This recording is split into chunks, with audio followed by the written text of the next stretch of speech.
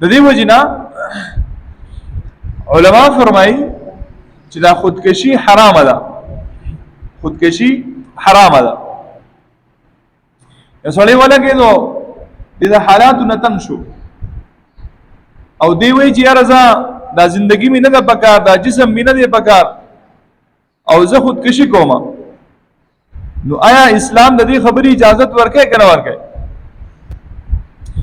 نو په مذهب کې د دې اجازت نشته چې یو سړی دی د حالاتو نه تنګ شي او دی خودکشي وکړي. خودکشي انسان ولې کوي؟ خودکشي هغه انسان کوي چې کم انسان ته د خپلې زندګۍ مقصد نه ښکاري چې اوس زه ژوند تېروم نو زما دا ژوند داسې دی چې د دې څه مقصد نشته، د دې مقصد نشته، لہذا زه اوس د څه لپاره ژوند تېروم. نو د کافر کم چې غیر مسلم دی چې دنیا کې وخت تېروي دی د دنیا دا ماده لپاره وخت تېروي. مثال په ډول باندې دی یا دا ښځې دپاره وخت تېروي په دنیا کې چې زما مقصود دا دی چې زما دا ښځه زما نه خوشحاله.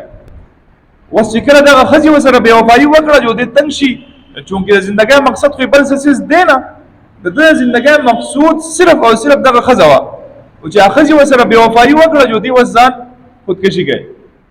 نو دا د غیرو ذهن دی. غیر مطلب دا چې مسلمان نه وي. نو هغه وایي زما زندګۍ مقصد دغه جنۍ وه چې کله جنۍ ماته حاصله نه شوه نو زه په دنیا کې څه کوم جو دې ته ځان مړ کړي. دا د غیر مسلمو سوچ دی، فکر دی. دویم نمبر هغه وایي یاره مثال په طور باندې زما دا کاروبار دی او زه دې کاروبار دپاره وخت تېروم په دنیا کې، نو دې دغه کاروبار چې کله په دې کې دې نقصان وږي او د ده کاروبار ختم شي نو دې د حالات برداشت نه کړي، دی وایي زما د زندګۍ مقصود خو دغه کاروبار و، کاروبار نشته دې ځان ختم کړي.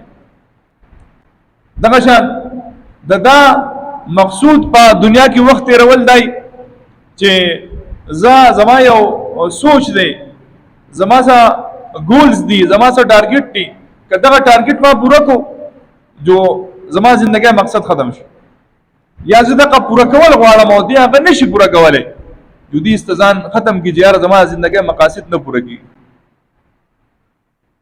دلته یو کس زمونږ په دې علاقو کې دی، نو ما ته یې وایي زه د الله عبادت نه کوم، مسلمان و پښتون زموږ ملګری، وایي زه د الله عبادت نه ملګری م نه و خو تعلق مو سلام دعا مو، وایي زه د الله عبادت نه کوم. مې ولې د الله عبادت نه کوي؟ وایي الله ماله څه راکړي؟ عبادت خو هغه چا کېږي چې دغه معبود په چا باندې څه انعامات کوي. نو د هغه مسله وه چې د هغه اولاد نه کېده، نو چونکې د مقصود په دې دنیا کې خپل اولاد ګرځولی و چې ما ته اولاد حاصل شي، اولاد نه حاصلېدو نو دې پریشان و. ما ته زه د الله عبادت نه کوم. مې ولې نه کوې؟ وایي ځکه یې نه کومه چې زه د الله څه غواړم مالی نه راکوي. یو زه په جذباتو کې رالم ما ورته وې مې زه به د الله نه غواړم او چې ته څه غواړې هغه به د الله درکوي او زه به سره دې قسم کوم شرط به زر لګو چې الله به تعالی درکوي، خو آیا ته به د هغې نه بعد بیا یو لحظه یو منټ بیا د الله نافرماني به نه کوې؟ د دې ګارنټي راکولی شي؟ وایي نه د دې خو نشم درکولی. نو مې ګوره ته د الله نافرماني هم کوې او بیا هم دغه رب دغه الله تعالی روټۍ درکوي، مې ته روټۍ خورې که نه؟ وایي خو زه په خپله محنت باندې ګټم، ځان له وګټم، پیسه حاصله کړم، په هغې باندې ځان له شیزونه راوړم. نو ما ورته زه ته قهوته په پیسو باندې پیدا کړه، شیزونه دې راوړه، دا سا چې اخلې دا دې په پیسو اخیستې ده، د پلانټ والا سره دې خبره کړې ده چې زه به سا اخلم او دونه به تاله بل در کوم، د سا در پسې چېرته بل راغلی؟ وایي نه. مې ته دا کومې سترګې چې ستا دي دا سترګې څومره لیدل کوې؟ لګیا یې د کم وخت نه پې لګیا یې او ته په دې باندې کتل کوې، ستا پسې چېرته د دې بل راغلی چې بهې سترګې کنیکشن بند، اوس به نور ستا سترګه کار نه کوي ځکه چې ته خو عبادت نه کوې، ستا ګردې ته نه کار کوي که نه کوې، ته ښه تعلیم یافته سړی. وایي اوکې. نو مې دا فلټر چې الله رب العزت ستا په دې ګردو کې لګولی دی، فټ کړی دی، د دې ته بل ورکړې، ته پیسې ورکړې. د کوم یو نعمت په تو الله رب العزت ناشکری کې څومره انعامات در باندې الله رب العزت کړی